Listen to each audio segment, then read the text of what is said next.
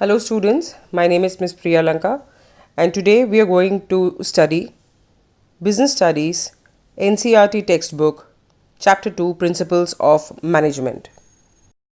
Now before we actually dive into the concept of the principles of management, let me give you a little brief history as to why it was necessary for the people who were there, who were the pioneers in the field of management to actually identify these principles.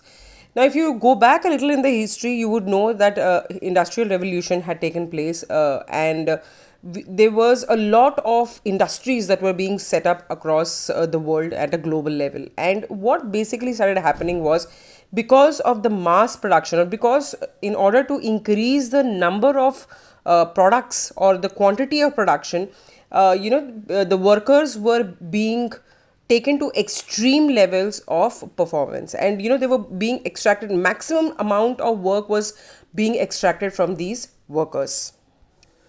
It soon happened that the rich became the richer and poor became poorer, and that is, there was a lot of disparity between the managerial level and the working class, and even the hierarchy that was formed, there was a lot of discrepancy between the levels of management that were being made in order to maximize the productivity of any industry. Let us now talk about the concept of the principles of management. These principles are basically broad and general guidelines for decision making and understanding the behavior. They are not as rigid as pure science because they deal with human behavior. It is not practically possible. It was not in any time period of the history, it will not be even in the future, to predict how human beings are going to behave at a particular time period, in a particular circumstance, and in any kind of fixed environment. Even if you keep all other factors as common, still the human mind is such that it might behave or react in a different way. So keeping all that in mind, it cannot be obviously rigid because it has to be a little flexible, and it has to accommodate the fact that it can change as per the human mind. Now these principles are different than the techniques of management. Again, it is very important even for your academic level. Many a times you get confused as to whether we are talking about the principles or we are asking about the techniques. Now techniques are scientific methods, as in when we progress, when we are going to study, we are going to read about that. But techniques are the scientific aspect that was analyzed and the standards that was set, whereas principles were general guidelines. Again, like you can see, techniques are procedures or methods which involve a series of steps taken to accomplish desired goals. Principles and values are different. Principles are basic truths and guidelines for behavior formed through research. Values are general rules for behavior and individuals in society formed through practice. Now, if you see both the principles and the values, now these are some general way in which you expect human mind to behave. Obviously, you do not take any kind of human nature which is not in the parameters of normal behavior. But when you have identified, even at your level, when you identify yourself as a normal child or a normal behavior pattern, then obviously you set certain parameters. So this is what the principles does. It actually sets all those parameters in which people at all levels, be it the management, be it the workers, or be it everybody who actually contribute to an organization, are expected to behave, or it actually becomes a guideline based on which you can understand why they are behaving like that and how you can modify the behavior. And at the end of the day, there is only one thing that both the management and the workers and probably anyone who belongs to an organization look forward to, is that is increase in the productivity, or what we call as the profit motive.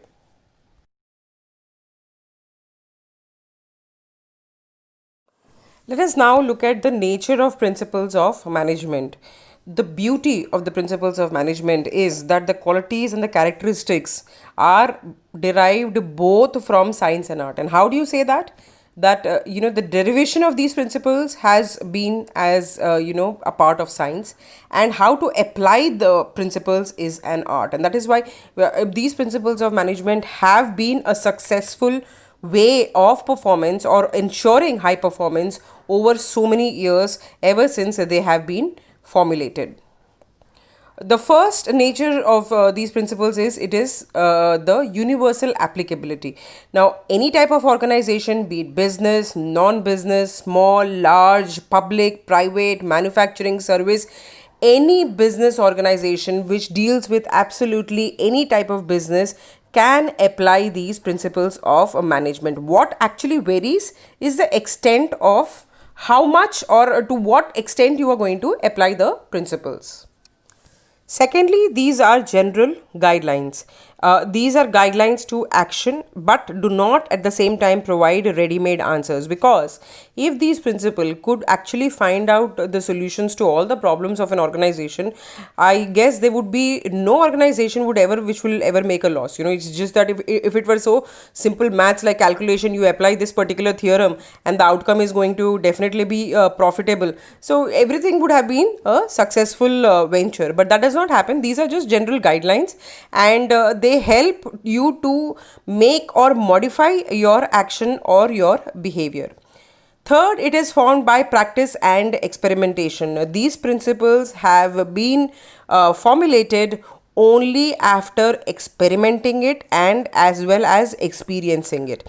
Now, if I talk about one particular example which says a discipline is indispensable. Now, discipline is indispensable.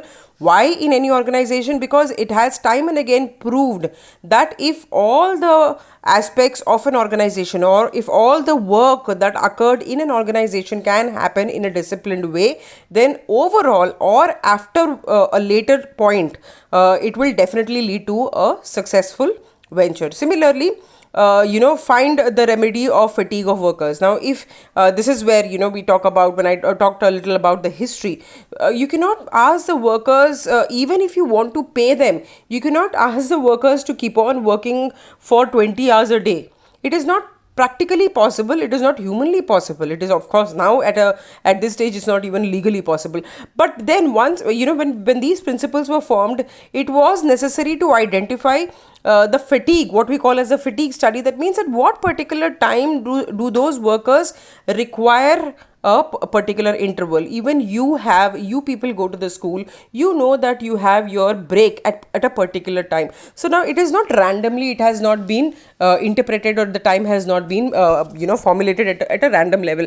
It is a proper scientific method. So again, like I said, it is experimentation, and it has been realized that okay, fine, if the students are coming at 8 o'clock in the morning and considering that they have to sit till 1 o'clock, the best time period when they can have a break, and also not only the duration, not only the frequency but also the duration.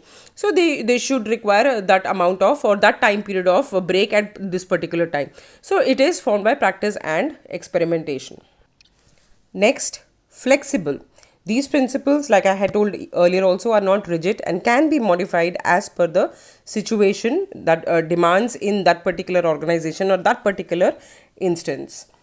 Fifth, it is mainly behavioral. Now, again, like I said, it is not possible for us to gauge what a human mind is going to perceive or how it is going to react. Like I said, even if there are, even I think, even when you have a discussion with two different people, or, your friends or your peer group, you'll understand that one particular statement from your side can actually get two different kinds of a reaction from your friends. So that is what it is not possible for anybody to gauge how the human mind is going to perform or how it is going to act.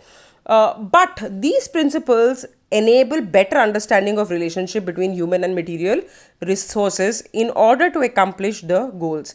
So somewhere the material resources as well, human resource, like I said, human beings in an organization are also very essential and integral part of the resources that is required in an organization. So somewhere they help to balance this kind of a relationship. Next, a cause and effect relationship. The principles establish relationship between the cause and effect so that they can be used in similar situations. Though it cannot be used accurately, and in emergency situation, it is desirable to follow instructions. In situations requiring cross-functional expertise, participative approach is advisable. So basically, a cause and effect relationship says that between events that are occurring in an organization, one is a result of the other. So it is like, there is a series of action and reaction that keeps on taking place. Seventh, it is contingent. That means it is dependent upon the prevailing situation. How to apply these principles? Now, principles are guidelines which have already been established. For example, Fayol gave 14 principles. But how to implement them and to what extent you are going to implement them? Again, it is as per that particular situation and as per the requirement.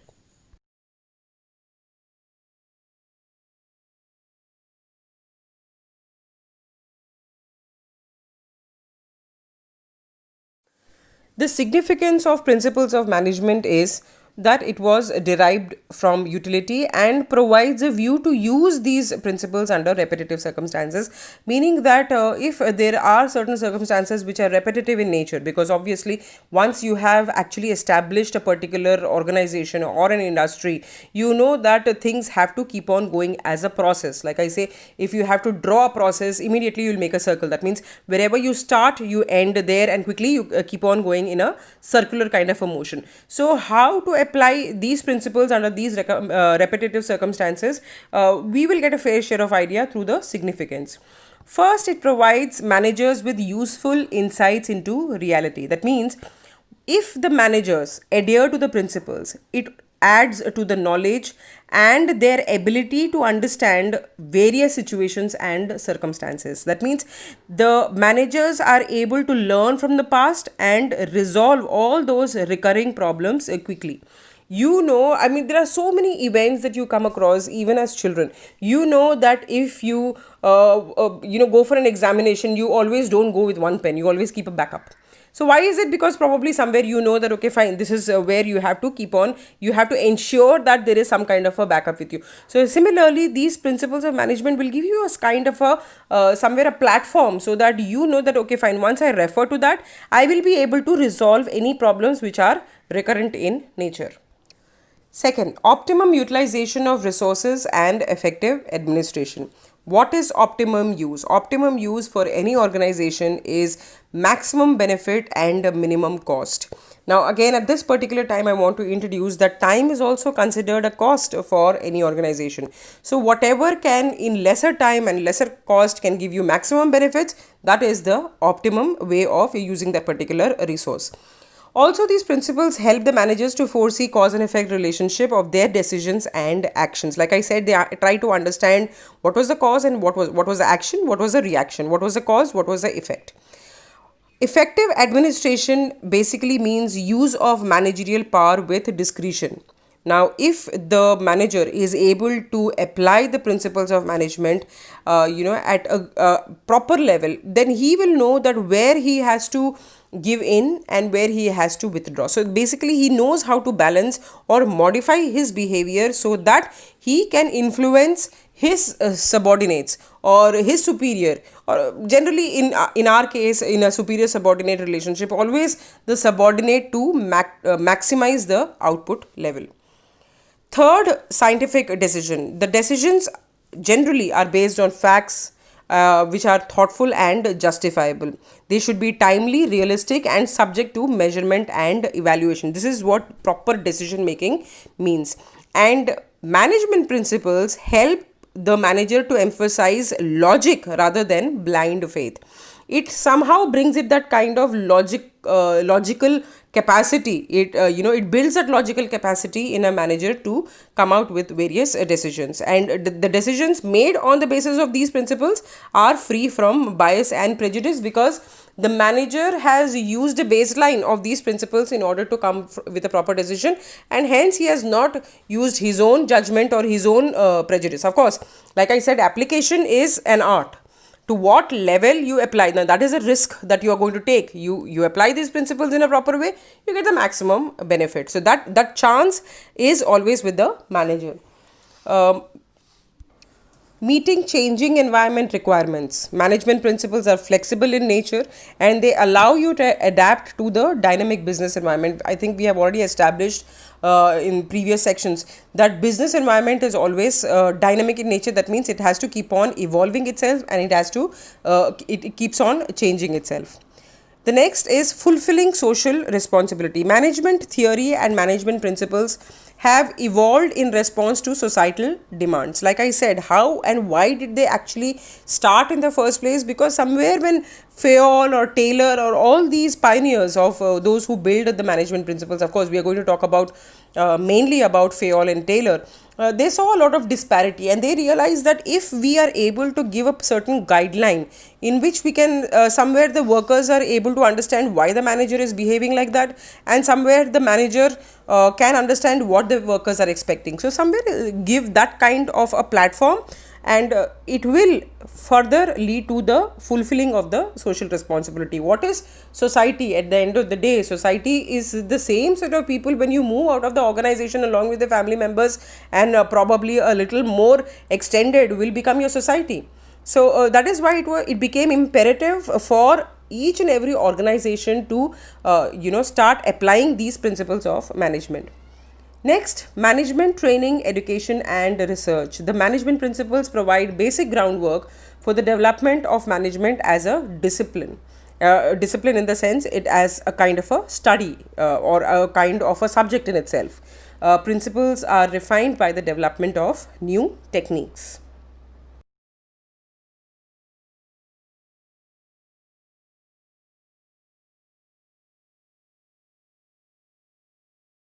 The scientific principles of management were developed by Frederick Winslow Taylor, and hence we call it the Taylor's principles of management. Now, what basically you will understand through these principles is a very authentic kind of a scientific approach, especially when you put it in a factory kind of a system. Taylor closely observed how the workers performed their daily routine activities. He analyzed the entire concept of work, and then he came up with the best way to do it. And always he believed that there is only one best way to do it. And somewhere this particular concept of his led to the formulation of standards, what we call as standards. He set a standard, or he said that these standards have to be set at a very scientific kind of level with close experimentation, observation, analysis, and research. So, what is a scientific approach? A scientific approach is one where you begin with defining a particular problem. Then you identify all the alternative solutions for that particular problem. And then for each solution, you anticipate the consequence. That means if you apply this solution, what will be the result? Then you measure the progress, and then you draw the conclusions for that particular problem. So this entire concept, as what you can see here, is a scientific approach, and this is what he brought about in most of the activities that happened in an organization, and especially with respect to workers. The first principle of Taylor is science, not rule of thumb. Taylor strongly believed that there is only one best method to maximize the efficiency. Now, let me go a little, out of the syllabus out here and explain to you what is rule of thumb. Now, initially, long ago, so long ago, there used to be this particular concept wherein there was an order given by the, at that particular time. Of course, I'm talking about centuries back. There was an order that was passed by the court which allowed the male members or the husbands especially to hit their wives with a stick that was not bigger than their thumb. So obviously it could be modified. So if it were a thin husband, then obviously his stick that he would use to beat up his wife would be a little thin, and subsequently. Now this is just an anecdote referring to that. But nonetheless, what this principle says that there is only one best method to do it, and definitely not a rule of thumb. That means it cannot so happen that considering all the circumstances are similar, then the workers might work in different ways. No, you have to identify a standard method. This method is developed through study and analysis. This particular best method that can be applied and can be given to all the workers to perform has to be done through proper analysis and proper study. And of course, like I said, it becomes a standard to be followed throughout the organization. How does it help? It helps to save the human energy, as well as the wastage of time and materials are cut down.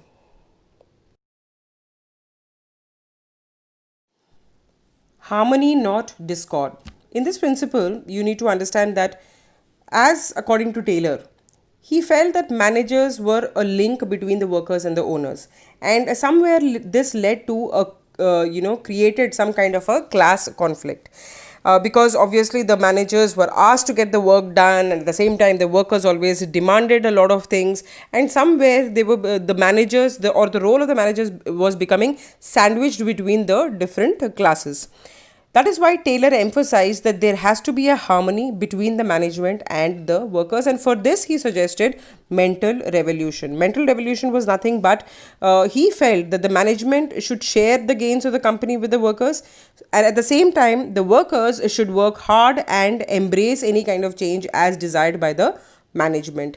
And he believed that the prosperity for employers cannot exist unless it is accompanied by the prosperity for employees, and vice versa. If the employers wanted to get rich, then they had to ensure that the employees were given the kind of resources, or were given all those conditions that would facilitate them to work. Cooperation, not individualism. This principle is an extension of harmony, not discord, which said that emphasized by Taylor that the competition should be replaced by cooperation.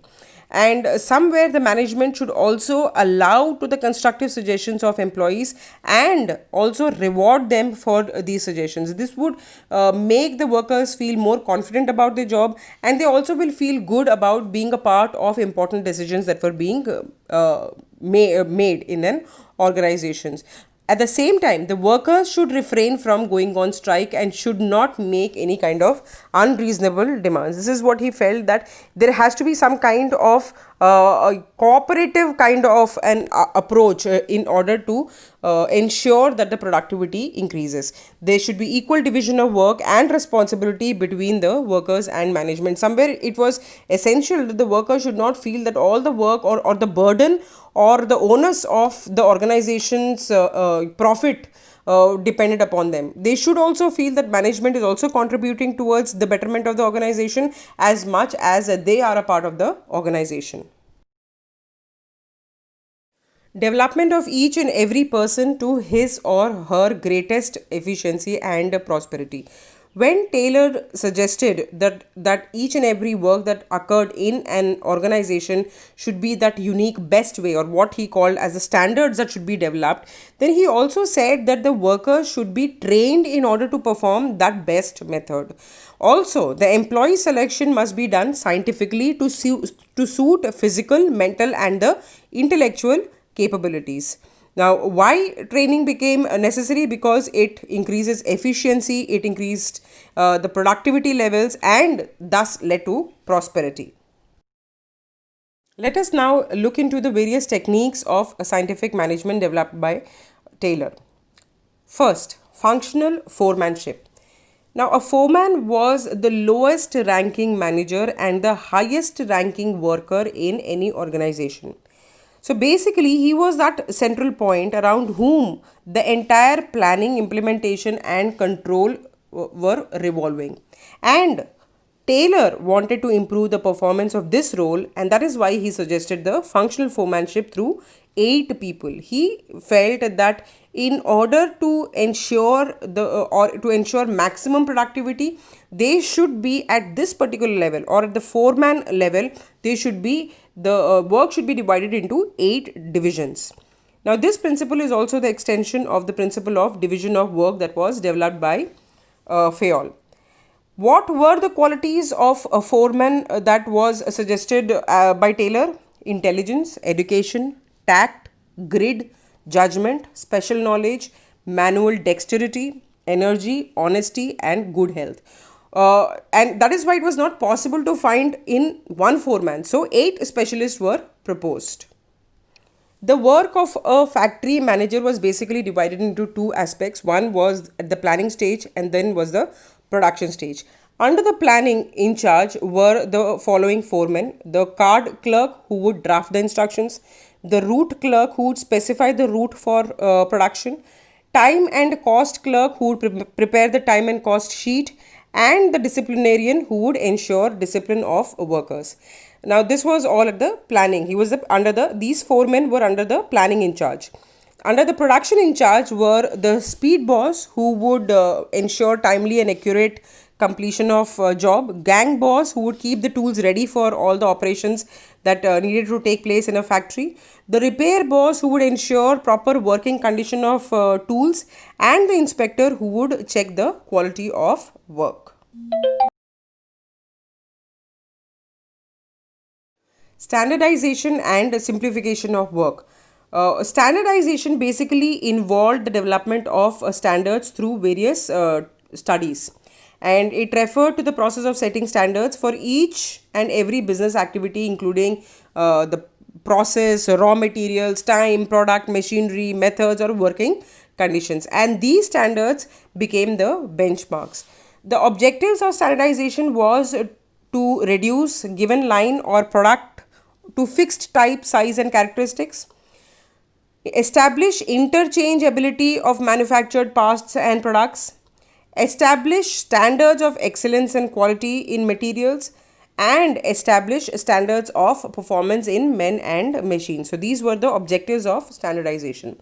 And simplification was basically to eliminate all the unnecessary diversity of products, and thus resulting in saving of cost that involved for the labor, machines, and tools.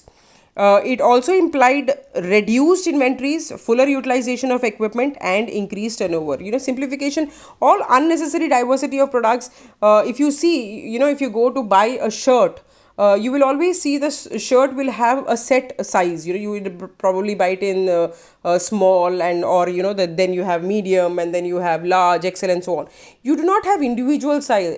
You need to fit yourself in that particular standard. That means you cannot have a size 32, 33, 34. It does not happen like that, and that is what it actually started at this particular time, where you have a standardization as well as simplification of work in order to enhance the productivity. Method study. The objective of this study was primarily to find out the best way of doing the job such that it would minimize the cost and maximize the quality and the satisfaction of customers. Now, Taylor devised the concept of assembly line by using the method study, and he did this by using process charts, operation research, etc. If you see what is an assembly line would probably give you a fair idea of the sequence of operations that has to happen. Now, if you look at any particular product which has got various, it has to unite different kinds of activities. So it will happen in a proper sequential manner, and this is what was called as the assembly line that was developed through method study. Motion study. In this, Taylor studied the movements while doing a particular job, and he eliminated all the unnecessary movements which resulted in less time, and also helped to complete the job efficiently. Now, this overall obviously helped to increase the productivity by 4 times, because the study found basically 3 kinds of motions that happened. One were the productive motions, second were the incidental motions, and the third were the unnecessary motions. So once you are able to categorize all the motions that were happening into these 3 categories, whether they were productive, whether they were incidental, or they were unnecessary, you could totally remove the unnecessary, and that is how he could actually increase the time by 4 times. And how did he do that? In order to identify the motions, he used stopwatches and various colors he used to assign to different motions. Time study is that technique which helps to determine the standard time taken to perform a well-defined job. Now, this standard time would depend upon the volume and the frequency of the tasks, the cycle time of operations, time measurement costs, and all those things. That means basically to develop that standard time within which you are expected to perform that particular task. Interestingly, you all have your assessments, and you are required to write an 80-mark paper in 3 hours. Now, why 3 hours? Why has that particular time period that has been set? Now, this is what time study does. It helps to identify in order to have keeping all other parameters in mind, to develop the standard time taken to perform a well-defined job. The basic objective of time study is to determine the number of workers to be employed and helps to frame suitable incentive schemes and determine the labor costs. Fatigue study helps to determine the amount and frequency of rest intervals in completing a task. That means at what all intervals, suppose there is a shift of 8 hours, at what all intervals, after 4 hours or after 6 hours or after 2 hours, that becomes the the frequency and the amount. That means within each interval how much time they would be getting in order to regain their strength. And rest helps to, obviously that was the idea of giving this particular interval, was to regain the stamina. Now, what are the causes of fatigue that occurs in an organization, or especially with respect to a factory and workers? Of course, you have long working hours. In case the work is not suitable, or there are uncordial relations with the boss, bad working conditions, all these things may somewhere affect the mind. Like I said, in order to ensure a healthy body, the workers, it is not just the conditions or the physical conditions that has to be kept in mind. It is also the mental conditions that has to be appropriate, and only a balance between a healthy and probably the physical agility and healthy mind is what would ensure maximum productivity from each and every worker. The technique of differential piece wage system help to identify or differentiate between the efficient and the inefficient workers based on the standards. And those who were efficient, that means those who could perform, there was a certain standard, and those who couldn't perform above and beyond it were given a reward. Now, this system has to be based on the premise that efficiency is the result of joint efforts of the managers and the workers. Obviously, you cannot create unfavorable conditions and expect, then it is not a game kind of a thing.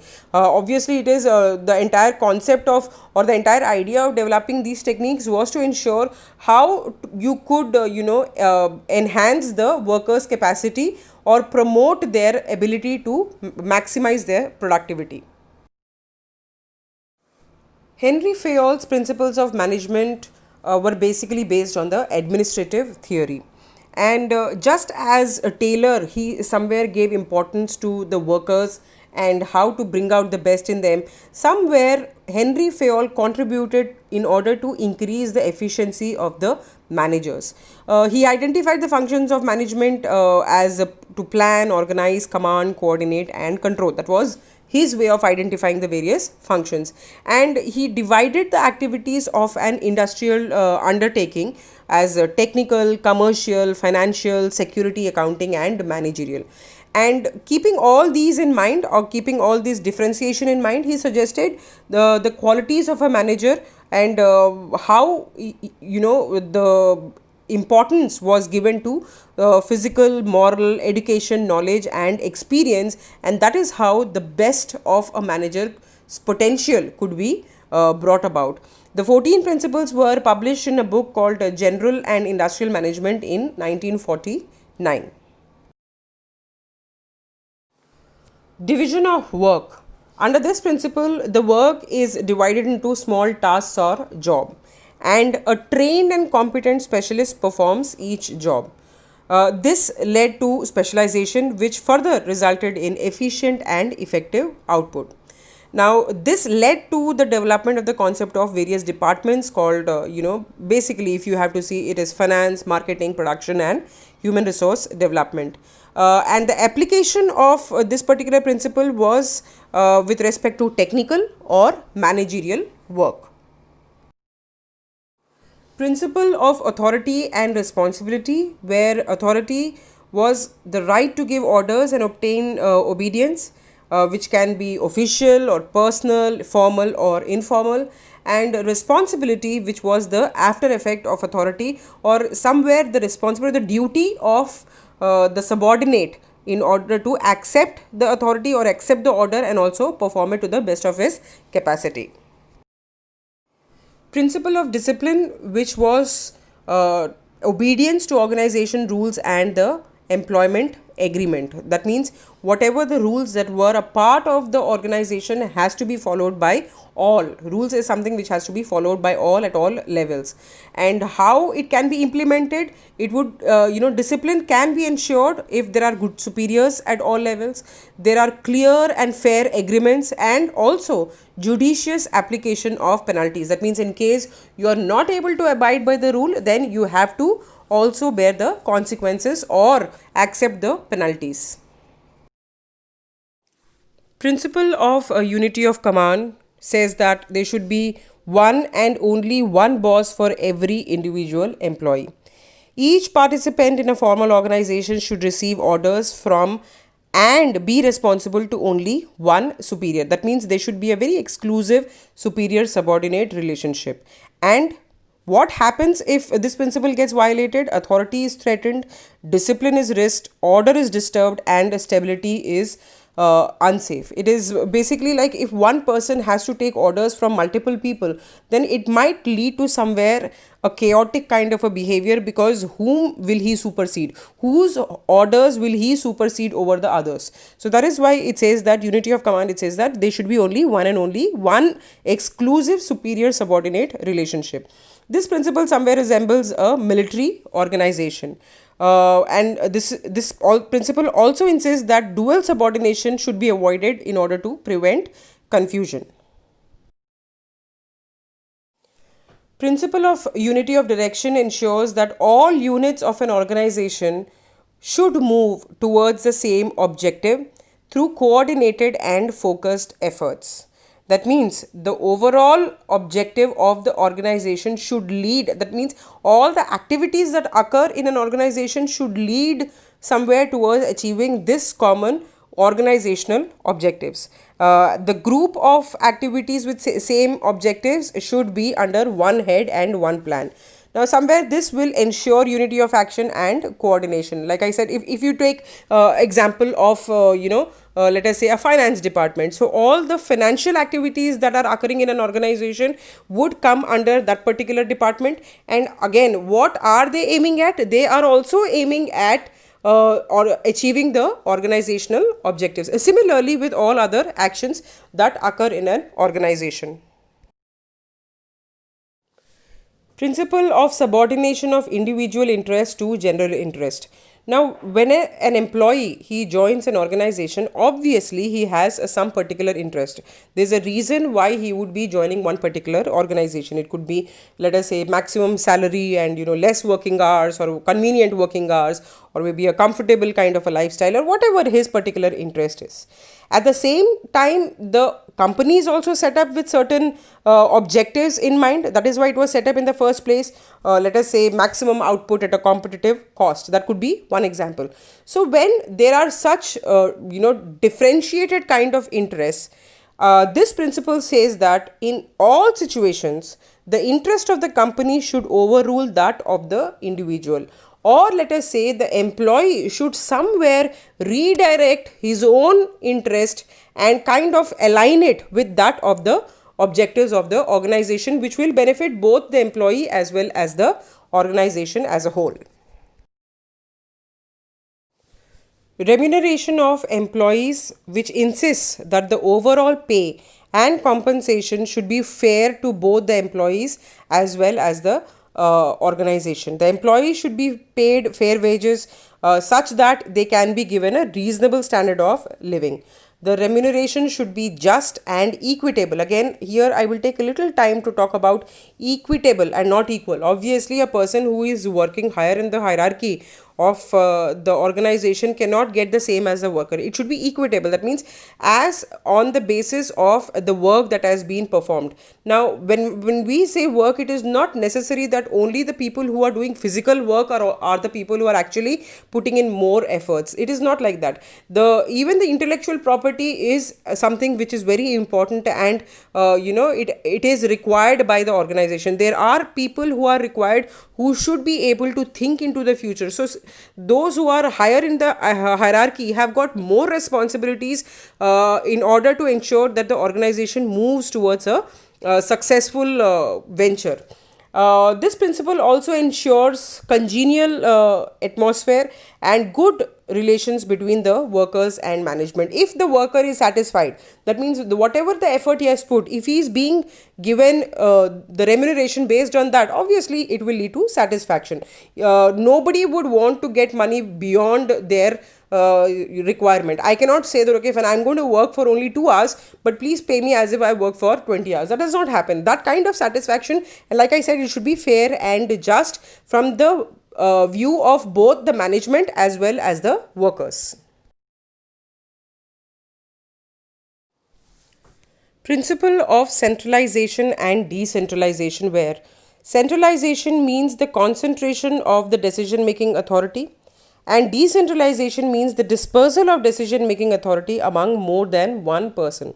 Now, this principle states that there should be a balance between the subordinate involvement and the retention of final authority. That means the thin line has to be calculated very carefully as to what level or to what extent the superior would allow the subordinate to be a part of the decision making, because it should also make the subordinate feel accepted towards the organization and also allow him to use his creativity. At the same time, the authority or the superior should make sure that the decision is towards the betterment of the organization as a whole, and of course he should be able to retain that power under his control.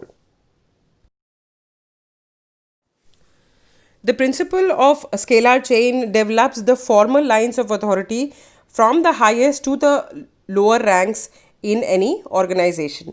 Now, according to the scalar chain, there has to be a particular way or a route which is specified for the command to go or the chain of command to be processed. If you look at the picture carefully, you can see A is at the topmost level, and subsequently if we have to talk about two different departments, then the chain of command would be from A, B, C, D and so on, and another department it will be from A to L, M, N, O and so on.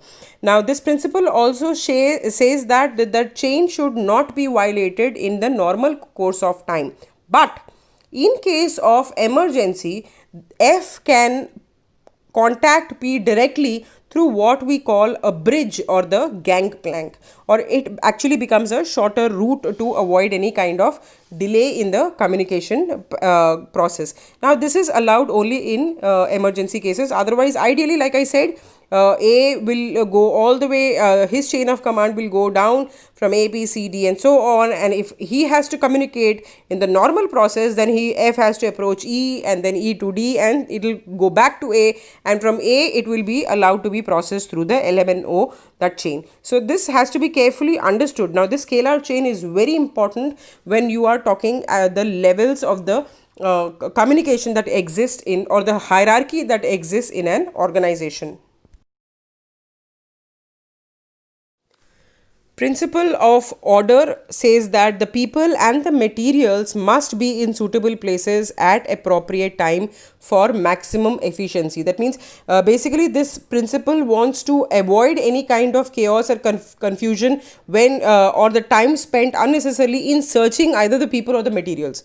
There should be a place for everything and everyone, and everything and everyone should be in their own place. So basically, like if I have to give you an example, in your school, if you have to go and meet a particular teacher, you know where he or she is assigned a post, and you know that if you go directly to that particular place, you might be able to interact with them. Or if you have to go to the account section, you know where they are